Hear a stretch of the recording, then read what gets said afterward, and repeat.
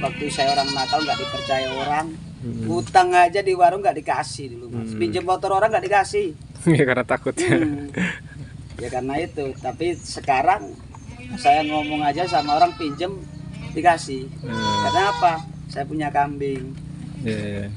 Pak, minjem duitnya dulu, nunggu kambingnya saya laku tempo sekian hari, nanti saya kasih. Enak, saking enaknya mas.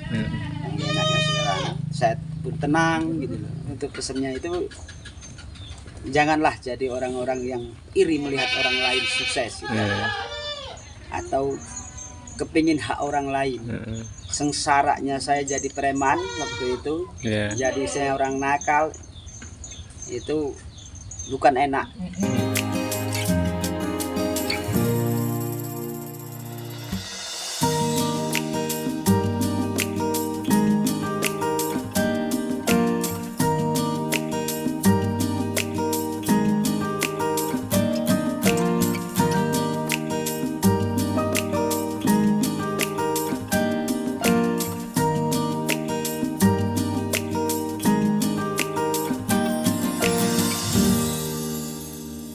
Assalamualaikum warahmatullahi wabarakatuh. Nama saya Sutrisno, alamat Dusun 2 RT 04 RW 09 Desa Mekarjaya, Kecamatan Jabung, Lampung Timur. Kalau soal aktivitas dulu saya di hidup nggak jelas lah mas. Yang jelas dunia hitam lah.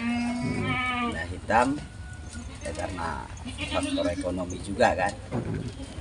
Terus saya belajar hijrah lah, dalam arti untuk berhenti dari dunia hitam. Kalau dunia hitamnya ini ya yang jelas mengganggu orang lah, hak orang lain lah. Mengganggu hak orang lain atau merampas hak orang lain untuk hidup waktu itu. Nah, setelah itu saya belajar hijrah. Di jalan banyak yang saya temuin dan banyak yang saya pelajarin dari kehidupan orang. Terus ada yang bilang rezeki itu di mana aja Tuhan naruh, kan gitu. Ada yang bilang ada rezeki yang di pantat, tapi waktu itu saya nggak kepikiran mas untuk ternak. Dulu saya kan sakit. Dari dunia itu saya sakit. Kalau ada yang percaya atau ada yang tidak ya. Jadi ganggulah dalam tubuh saya ini, tanam apa kayak apa. Terus saya besar. Terus saya dari lari ke Jawa Timur, daerah Surabaya, jalan sampai ke Banyuwangi. Kalau nggak salah saya tempuh 13 hari. Di tengah perjalanan itu ya saya intinya nyari obat, nyari obat, terus nyari pengalaman hidup. Yang saya bilang tadi, menyontoh orang lain yang kerja bisa kaya tanpa harus mengganggu orang lain. Nah saya setiap masjid, karena saya orang muslim, saya setiap masjid, dari ustadz ke ustadz. Jadi di situ banyak pengajaran lah. Terus dari kehidupan orang, ternyata ada yang pelit, ada yang tidak, ada yang kaya itu dermawan, ada yang kaya tidur di teras saja diusir kan seperti itu mas. Jadi di situ ternyata hidup ini, harta itu cuma titipan aja lah bagi saya. Cuma dari sini ke Surabaya yang saya pakai kendaraan. Karena kalau saya dari Lampung sampai ke Banyuwangi mau butuh berapa lama, sedangkan banyak istri saya atau keluarga saya butuh nafkah kan gitu. Terus sudah nyampe di sana itu yang ditemuin mas apa itu mas? Banyak mas, banyak. Yang intinya saya seperti orang gila lah mas, nggak inget anak, nggak ingat istri. Intinya saya itu mau sembuh itu aja. Mau sembuh, gimana nyari rezeki dengan enak kan gitu. Karena kita kalau mau pinter ya harus punya guru kan seperti itu. Jadi guru saya di perjalanan pengalaman saya itu aja. Karena saya maafnya ngomong tidak sekolah mas, lulusan SD aja. Lulusan SD itu pun tahun 92 bulan 3 itu saya lulus. Nah di situ ada, saya lihat banyak orang yang ngerak, di jalan itu kan. Iya. Ada yang sapi, ada yang kerbau, ada yang kambing. Nah, setelah saya ketemu Ustadz itu, Ustadz bilang, ke saya, kau mau saya obatin. Itu di daerah Jember, Mas. Daerah Jember, kalau desanya kalau nggak salah itu Balung. Nah, di situ saya ketemu Ustadz. Dia mandiin saya, ngobatin saya, alhamdulillah sembuh gitu kan, sembuh. Tapi karena tadinya guru saya, perjalanan saya harus nyampe ke Banyuwangi, walaupun saya sembuh saya harus amanah, harus nyampe, kan gitu. Padahal setelah sampai Banyuwangi hari yang ke-13, ternyata yang saya temuin itu bukan seajaran dengan saya, dalam arti orang beragama lain. Istilahnya Beda agama gitu. Beda agama, orang Hindu tapi orang Jawa. Jawa di daerah Jajak sana, Banyuwangi dan Jajak.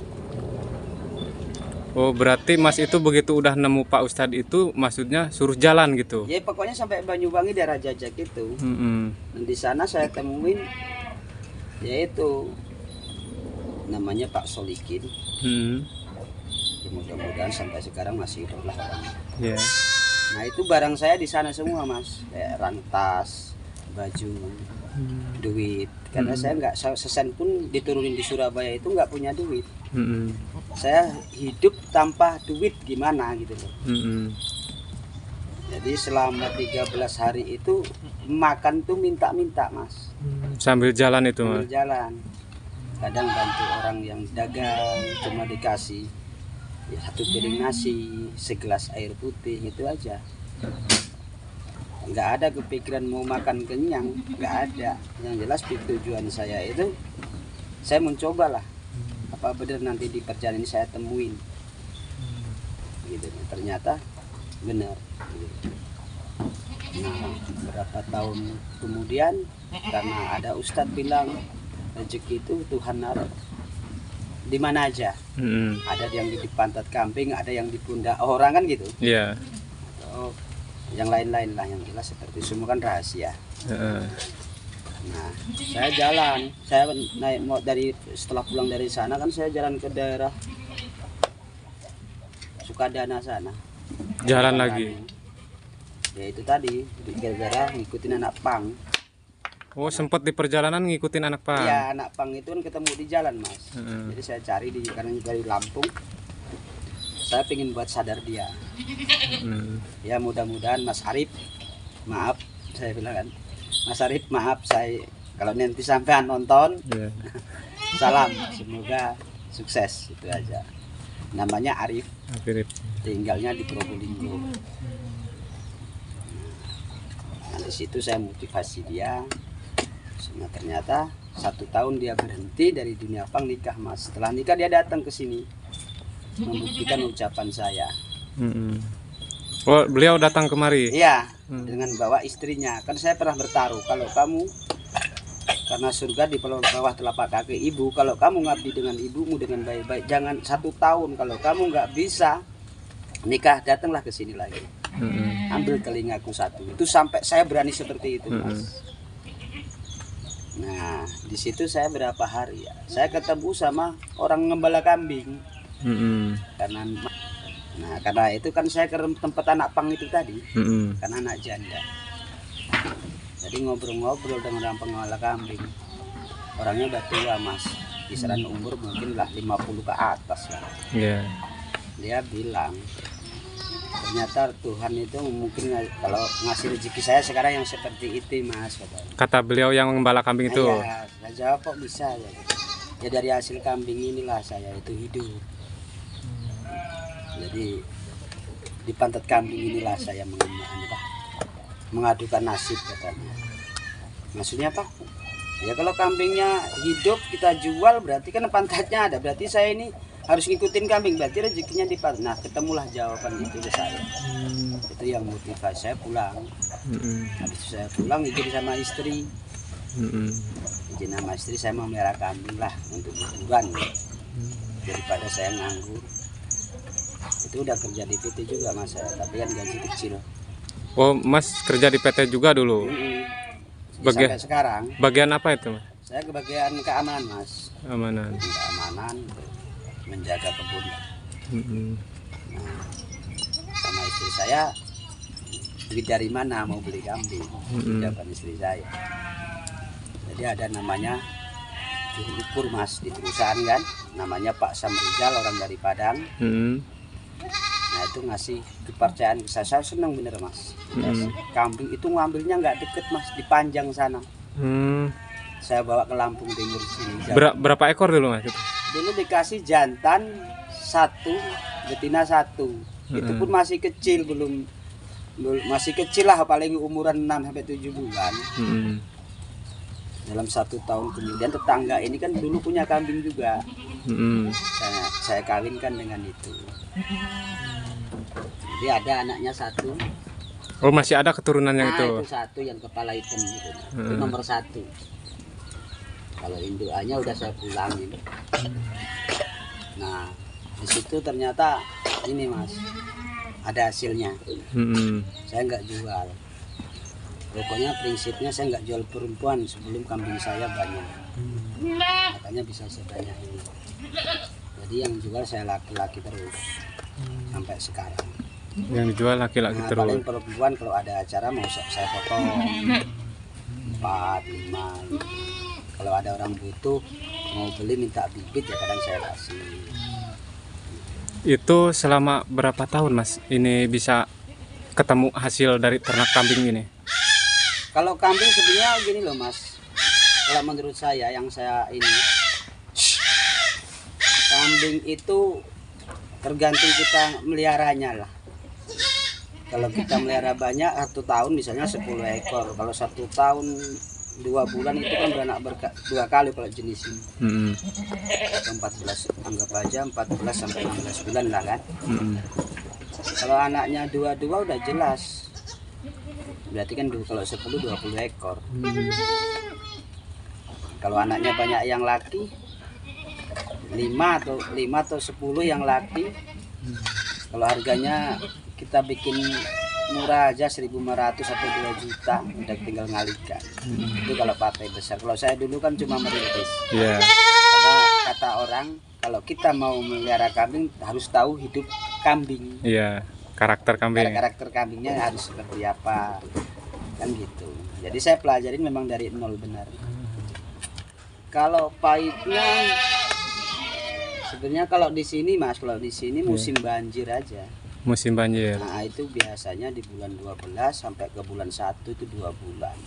Karena dikembalakan ya, Mas? Dikembalakan karena di sini kalau banjir itu kalau di tempat angonan itu yang biasa saya angon itu bisa 1 meter 2 meter dalamnya.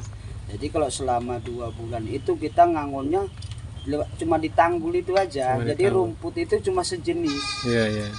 Terus faktor hujan terus kan karena musim banjir. Yang kecil-kecil ini, Mas, yang kita rentan banget dari kematian. Nah itu aja kalau soal payahnya ya di situlah. Kalau soal nyamuk memang tiap malam walaupun musim hujan malam di sini tetap ada nyamuk. Siang kayak gini kalau di kandang tuh Mas banyak nyamuk. Nah kalau soal kandang, dulu kandang saya dibilang nggak standar karena dulu bikin kecil, Mas, 1 meter ya kalau nggak salah tuh 2 meter 40 karena ngukur asbes 2 meter 30 itu kita masuk aja jongkok. Jadi kematian itu tingkat kematiannya tinggi. Nah ada orang saya harus hijrah lagi nih, harus cari ilmu kambing kan gitu. Kok bisa mati kambing sakit tuh nggak nyampe minggu 3 hari udah mati. Kebanyakan besar kok udah segini nih yang hitam ini. Ada nggak ada yang segini? Kan itu faktornya apa? Bisa 1 tahun tuh 30 sampai 28 ekor yang mati. Terus saya ke Solo nyari ilmu lagi. Nah, waktu itu kan saya belum paham dengan Facebook, dengan ini nggak paham lah. Jadi kalau di situ semua ada, di YouTube kan. Jadi saya ingin tahu di lapangannya seperti apa. daerah Solo saya nemu, katanya dibilang tanya ke kandang, kandangnya seperti apa. Kalau kandang emas kurang standar. Yang kalau standarnya seperti apa Pak? Saya tanya seperti itu. Standarnya minimal bikinlah seperti rumah. Minimal kamu di atas panggung itu. Maksudnya seperti rumah itu tingginya apa besarnya apa gimana itu? Nah, kita berdiri di panggung itu tangan ini kalau bisa nggak nyampe ke genteng gitu. Ke atapnya. Terus dari ukuran ke bawahnya? Kalau ke bawahnya minimal ya 1 meter Mas. 1 meter atau 1,5 meter lah. Itu tak buat sama saya itu kalau nggak salah 1,50 meter itu tingginya. Jadi yang jadi kendala itu dari kandang itu sirkulasinya apa gimana? Iya, karena kalau katanya ini kalau pendek itu kan kalau kena panas kan kayak apalagi atap asbes. Iya. Dia panas kayak keungkep lah, kayak kena open. Iya. Nah, terus tainya yang di bawah kayak model saya ini kan nggak pernah saya buang itu Mas, sampai 6 bulan kadang. Ini nanti buangnya 6 bulan sekali saya sembur ke arahnya ke sawah, buang ke sawah. Oh, dimanfaatkan Nah, untuk jadi sawah. uapnya itu kalau pendek kan nggak kemana-mana. Iya. Terus nyari tempat yang terang, dalam arti nggak kena tutup kayu-kayu lah. Jadi misalnya kena pagi langsung panas, misalnya kayak bakteri-bakteri yang di kandang penyakit itu kan mati. Sepertinya. Nah, saya pulang, saya bikin ini kandang ini. Kalau 50 semuanya dengan pagar keliling ini habis lah. Semua kan tiang cor saya. Oh, berikut benteng ini sampai 50. Nah, sama biaya tukang. Sama biaya tukang bikin basakonya dari pasir sampai batunya, pandasi batu. Nah, itu saya pandasi batu. Berarti udah usia berapa tahun yang kandang yang sekarang? Kandang ini sekitaran 2 tahunan. 2 tahunan. 2 tahunan. 2 tahunan ya 2 tahun. Nah, dampak kematiannya yang baru keluar aja Mas, mungkin umur seminggu, umur 3 hari atau yang baru keluar umur 2 hari. Nah itu yang mati. Kalau yang udah gede udah nggak ada dampaknya. Udah tahan semua. Misalnya kambing ini baru lahir jam 10 tadi, kita ngangon jam 2, intinya dia udah bisa nyusu. Walaupun bentar, habis itu ikut angon, jadi free semua. Berikut anaknya? Nggak ngarit sama sekali walaupun melahirkan, kecuali jam berangkatnya jam 2 kambing mau keluar anaknya ini. Akhirnya itulah yang ngarit. Mungkin saya ambilin pelepas sawit ini aja. 2 atau 3 lembar. Gitu. Nah nih Mas, kan sekarang kapasitas udah berapa ekor sekarang Mas? Kalau bulan sekitar 3 bulan yang lalu itu 122 Mas. 122. 2 ekor. Tapi tadi saya lihat kan banyak cempe-cempe yang lahir nih Mas. Ini belum kehitung. Belum kehitung. Karena gini, kalau saya ngitungnya, kalau kambing ini udah ikut angon atau udah sedoyan rumput. Nanti kita hitung sekarang, besok mati. Jadi belum saya hitung karena ini kayaknya sekitar 20 kan ekor ada cempe-cempe yang baru lahir umur seminggu ini. Berarti kurang lebih sekitar 140 ada ya? Ada kayaknya. Hasilnya banyak. Anak itu waktu itu masih SD kalau nggak salah kelas 5. Itu saya belum menjual. Begitu ke SMP saya udah terasa lah anak itu butuh biaya. Terus masuk jenjang SMA semua dari kambing Mas, dari kambing. Kalau motor itu nggak kehitung Mas dia. Nah, anak saya itu nakal di motor. Dixon udah kebeli dari dealer, dari dealer.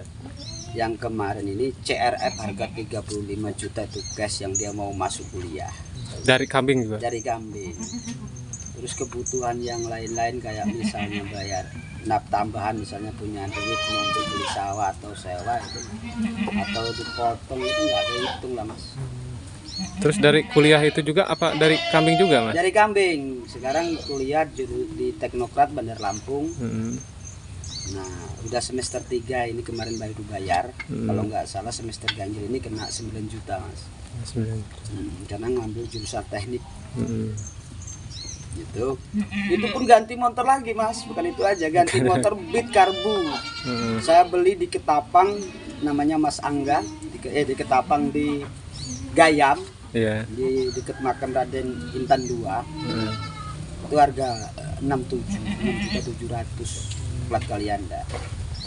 Kalau rumah sebagian, kalau rumah dulu yang seperti belakang ini. dulu seperti ini apa gimana? Oh, kalau dulu Mas, jangan cerita yang dulu lah, namanya dulu saya sempat terjun ke dunia hitam. Pikir saya bisa kaya, ternyata tidak semudah itulah. Karena kita ganggu orang, yang diganggu jelas nggak terima. Iya. Di dunia ini nggak ada orang hebat Mas. Sehebat apapun, yang jelas yang hebat kita jadi pahlawan di keluarga, itu aja yang bisa mencukupi dengan barang-barang yang berkah, itu aja menurut saya ini. Iya, iya. Kalau rumah anjing aja bisa masuk Mas, karena geribik dulu. Oh, masih geribik dulu. Geribik anjing bisa masuk. Jadi ya pokoknya kalau untuk menderita sekali, karena waktu saya orang nakal nggak dipercaya orang, utang aja di warung nggak dikasih dulu Mas, pinjam motor orang nggak dikasih. Ya karena takut ya. Ya karena itu. Tapi sekarang saya ngomong aja sama orang pinjam dikasih. Karena apa? Saya punya kambing. Iya. Pak, minjem duitnya dulu, nunggu kambingnya saya laku tempo sekian hari, nanti saya kasih. Enak, saking enaknya Mas. Yang enaknya sekarang saya pun tenang gitu loh. Yang jelas kalau pesan saya, jangan iri melihat orang lain sukses, tapi belajarlah untuk merintis supaya kita yang sukses, jangan orang lain. Kita yang sukses gimana seperti orang lain, gitu aja. Tapi kalau cuma kepingin, kalau untuk kambing ini nggak jadi. Kita harus benar-benar istilahnya tahu cara hidup kambing, tahu pola makan kambing, tahu cara tidur kambing. Nah, kalau saya sendiri kadang kalau banyak nyamuk, kambing makan nyamuk aja nggak bisa tidur Mas. Pakai tank saya Mas. Saya semprot pakai pastak itu. Pastak, nanti setelah itu dia baru tidur anteng. Karena dari rumah kedengeran aja kakinya glotak kayunya itu Mas. Jadi aduh, kambing saya nggak bisa tidur ini. Kok saya nyaman di dalam pakai kasur, padahal dia harta saya yang bikin saya seperti ini kan gitu. Jadi untuk pesannya itu, janganlah jadi orang-orang yang iri melihat orang lain sukses gitu, atau kepingin hak orang lain. Nggak bakal sukses di situ. Saya sendiri merasakan. Mungkin Tuhan mengasih perjalanan saya seperti ini biar saya bisa ngomong seperti, karena saya udah mengalaminya. Sengsaranya saya jadi preman waktu itu, jadi saya orang nakal, itu bukan enak. Jadi preman itu bukan enak. Karena waktu itu memang saya itu ekonomi yang menekan saya lah untuk seperti itu. Tapi setelah anak saya besar, saya pun harus banting setir lah Mas. Gimana anak istri saya itu nyaman di pelukan saya itu aja. Jadi untuk para pemuda, jangan berhenti berkarir. Nah, bikin kesuksesan dari tangan kita, jangan dari tangan orang lain. Itu aja. Nah, terus kan ini kapasitas banyak nih Mas.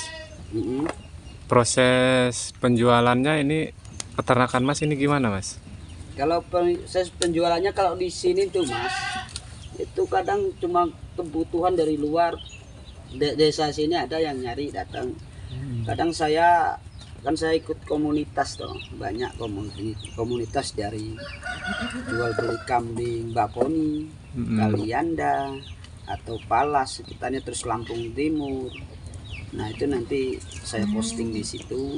Kadang ada yang tanya, ada yang datang langsung ke sini seperti itu. Apalagi kalau musim mau kurban itu kadang sampai kurang saya.